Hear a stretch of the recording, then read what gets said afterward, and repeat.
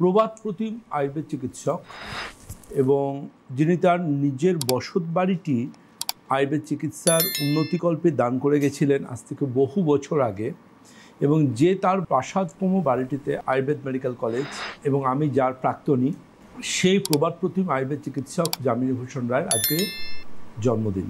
আরে বাবা, যেহেতু বিধানচন্দ্র রায়ের জন্মদিন এবং মৃত্যুদিন, একদম বিধানচন্দ্র রায়ের জন্মদিন যেমন একদিকে, তেমন একদিকে আমাদের আয়ুর্বেদ চিকিৎসকদের কাছে খুব খুব খুব গুরুত্বপূর্ণ দিন, কারণ আজকে আমাদের যামিনীভূষণ রায়ের জন্মদিন।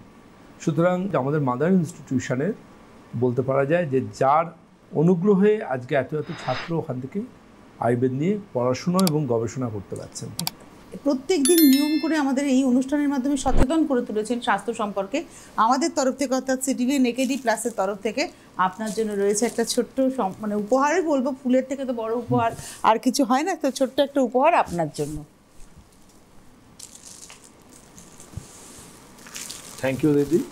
অবশ্যই আমি কৃতজ্ঞ সিটিভিএন একেডি পরিবারের কাছ থেকে আজকের এই শুভ দিনের শুভ মুহূর্তে এই সম্মাননাটা পেয়ে।